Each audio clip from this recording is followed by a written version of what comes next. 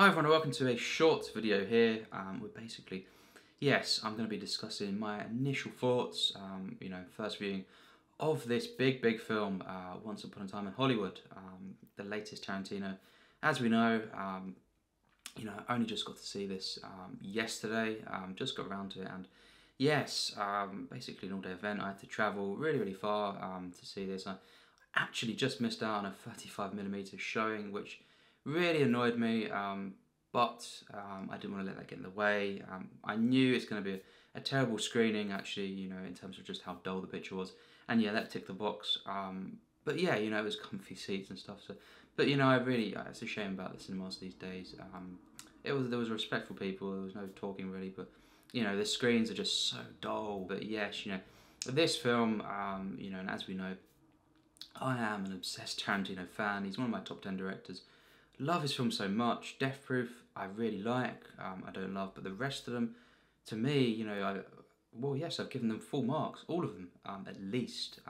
In that sense, because some of these films, have gotten, my absolute highest rating of, the tier S, the plus tier, so, he's one of my very favorite directors, right up there, quite fairly close to the top spots, really, for me. And yes, you'll find out more about that when I do my videos, but this film, also, it has a very, big title here, obviously, pretty obviously, it kind of is in reference to Leone's, trilogy, basically a trilogy, but mainly, of course, these two films, Once Upon a Time in the West and America. These are, Leone's big films here, that just, it's kind of a trilogy, because Duck You Sucker, aka A Fist for Dynamite, or Duck Your Heads, it's also known as Once Upon a Time in the Revolution.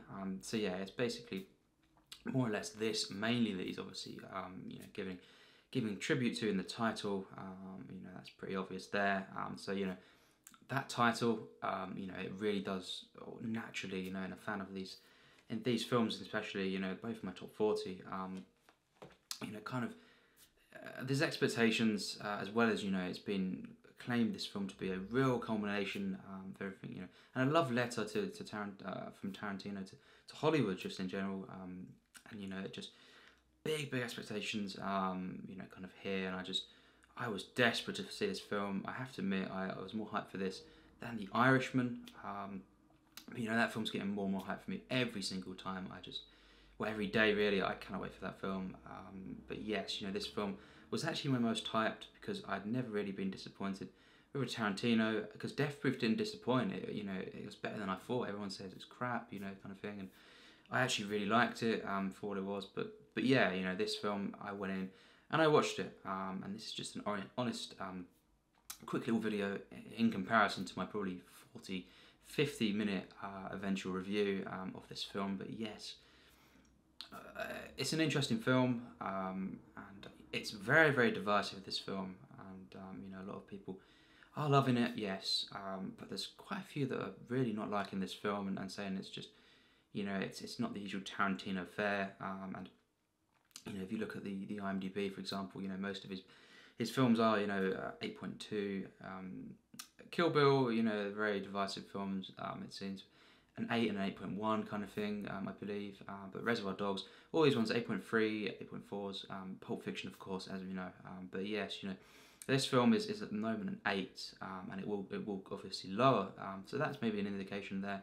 It's somewhere towards the bottom of his films in terms of people responding to them, but yes, my thoughts are, it was an interesting experience. I have to say, as a real obsessed fan, devoted fan who always defends this guy, really, and really, kind of feel bad for, all the response he's gotten, the same damn questions for 20 years about, violence and stuff, more than 20 years, and he's a great guy. He's just a nice guy as well as a master filmmaker. But I have to say, I was disappointed by the film, and yeah, it's not a complete, mess or anything, but in my opinion, but it is. Yes, I was a bit disappointed, somewhat disappointed. Definitely, I came out. Well, of course, I know it's not a spoilers review here. I can't get into spoilers at all. But yes, we'll say that the final act, obviously, because that's when you come out after the final act. I had mixed emotions. You know, I loved the final acts.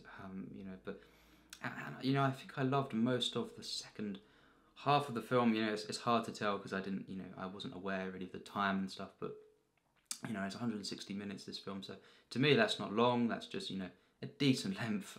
Yeah, I watch a lot of epics and stuff, but you know, maybe certainly, you know, it didn't, you know, need. There were certain scenes in the film that I was thinking, I can't really put it any other way than just, you know, I didn't quite see the point. You know, in certain scenes, you know, maybe just a few, you know, a couple here and there. You know, but the second half was mostly stuff I actually loved, and that final act.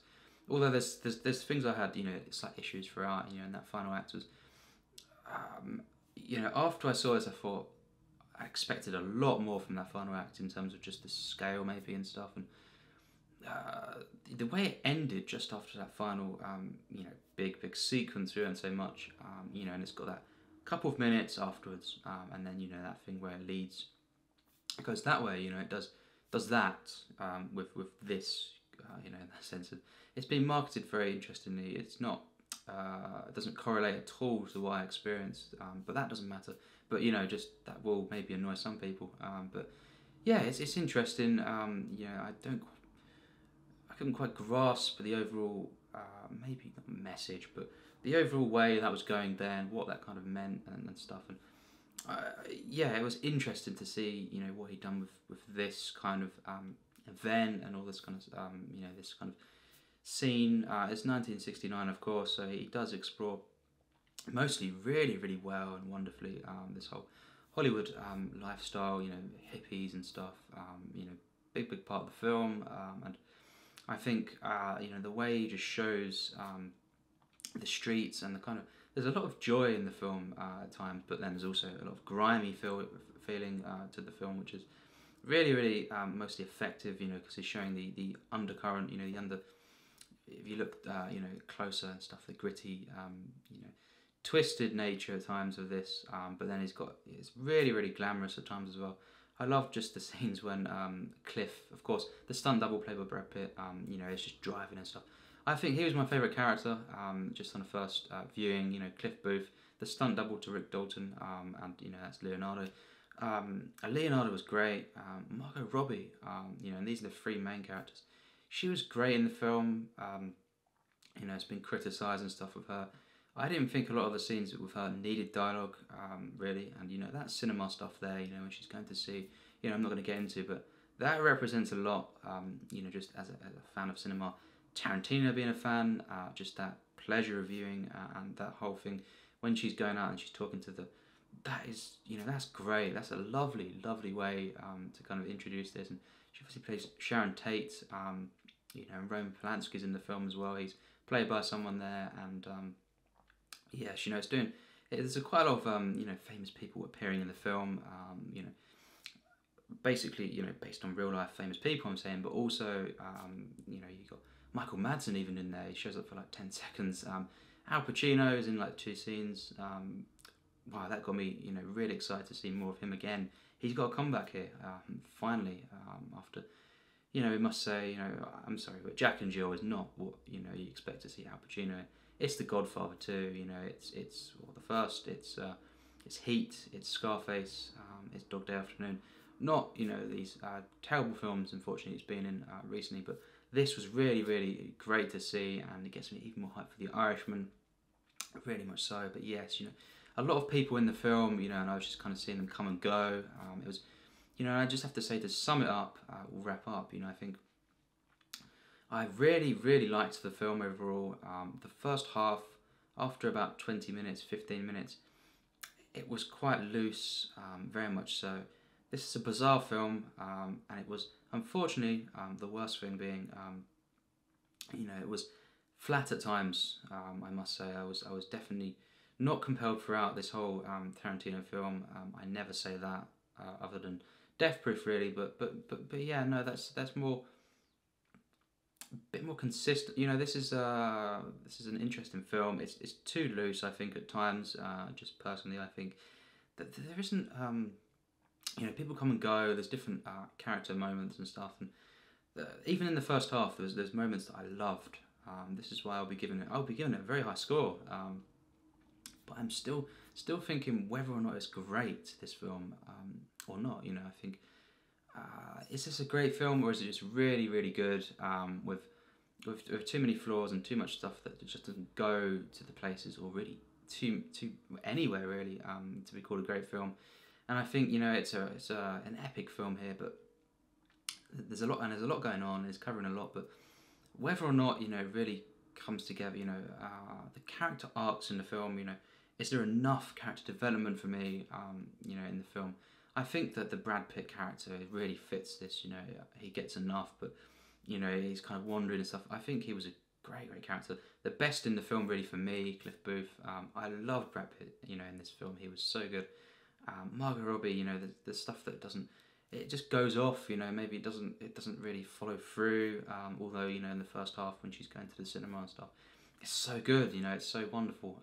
Doesn't need the dialogue, really too much there, but yes, it just, there's these moments where I just think, oh, I wanted more from that, and then it just kind of ends. And when I saw the text, Once Upon a Time in Hollywood, yeah, just a lot of emotions went through the head. Wow, it's over. This is the ending.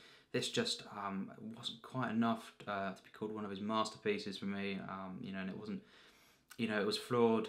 The editing was a bit of an issue. The cinematography was not an issue.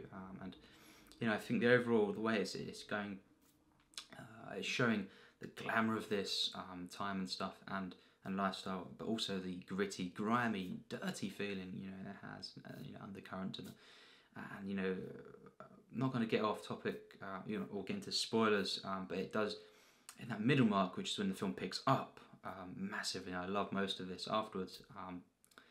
It really goes. It has this really horrible feeling. It's very disturbing, very effectively, but yeah, it just comes to the conclusion that I thought, this isn't, maybe it should have been longer, to follow through with different storylines.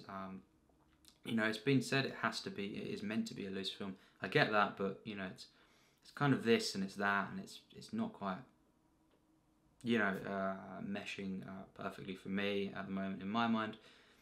And yeah, it is a very, very bizarre film.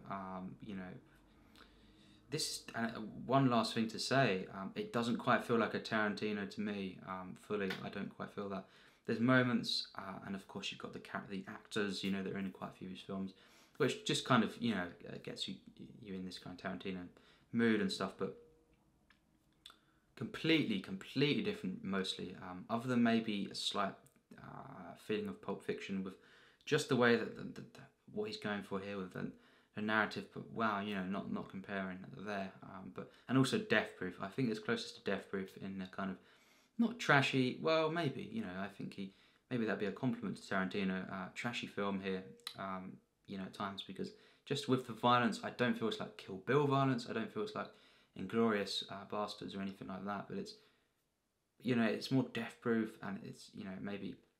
Of course, the final act, is in vein of Inglourious, but we're not going to get into that. It's a bit of everything, and it's not quite, a Tarantino feeling to me. Which is what I love to see. Every time, but also get something completely different. That he's doing with a different genre, different everything. But this one, yeah, it was definitely the worst Tarantino for me, other than Death Proof. But I did at least really like the film. I loved quite a lot of the film, quite a lot, and yeah, I think it just, I have to watch this again. I have to get a full judgment on the film, because I'm very torn at times with this film.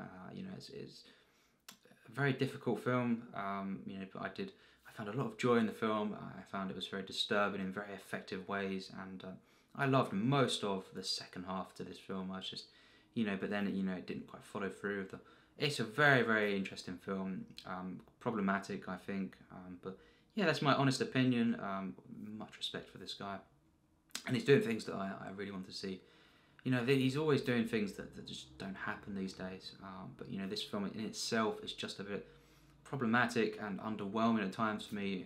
Maybe to even call it a great film, but you know, certainly a very, very positive review that I'll give the film eventually. You know, a very high score, and maybe overall close to loving, but I'm not sure if I love the film yet. And it happened with The Hateful Eight. I loved it. It was great, but then I thought it was a masterpiece after first, you know, a rewatch. But this, you know, it starts off maybe just a very good mark for me, possibly. And I don't think it will climb to a masterpiece or anything like Hateful Eight did. But yeah, you know, that's my opinion. That's my first thoughts.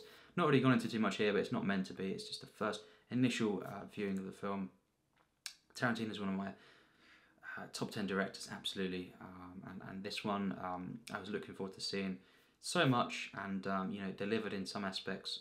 But overall, I really need to see this again to give an actual review. And I know a lot of people have been waiting to see a full-on review, but you know, this is as good as it gets for now. Yeah, I need to see this film again. I was very, very torn with a lot of the things that were going on, and I just don't know what this film, you know, how I feel about a lot of the film, and maybe just I am disappointed, and I need to rewatch this to give it an exact scoring. But you know, with the ranking, it's going to be. But that, you know, that's all the rest of them are masterpieces to me. You know, other than Death Proof, but that's a good time as well. You know, that's a good film. Really impressive. But yeah, you know, this film is definitely very interesting, and yeah. We'll have to wait to the review, and yes, thanks for watching. The comments, I'll say maybe not. I'm able to respond specifically all the time to the comments on this film because it's not a film review. Maybe I don't want to get into spoilers as well in the comments, but general responses, of course, and of course Tarantino films are just your first viewing. How did you feel? Be really, really interested to see, because this is one of his most divisive films, and certainly, yeah, and even though I did really, really like it and close to love the film, it's definitely, you know, it's definitely a mixed experience at times, you know, especially the first half, and what overall done, and I thought there was more coming, but yeah, that's my kind of thoughts. So as always, thanks for watching.